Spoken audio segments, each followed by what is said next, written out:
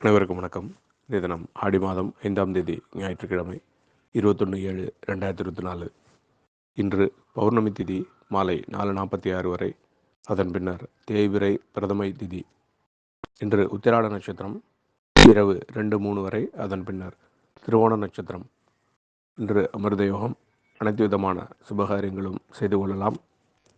இன்று காலை 8:44 வரை ரிஷபராசிக்கு சந்திராஷ்டமம், அதன் பின்னர் மிதுன ராசிக்கு சந்திராஷ்டமம் தொடக்கம். நன்றி, வணக்கம்.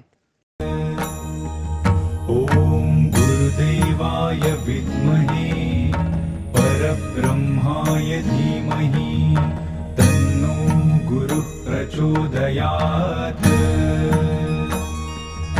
ஓம் குருதேவாய வித்மஹே பரப்ரம்மாய தீமஹி தன்னோ குருः பிரச்சோதயாத்.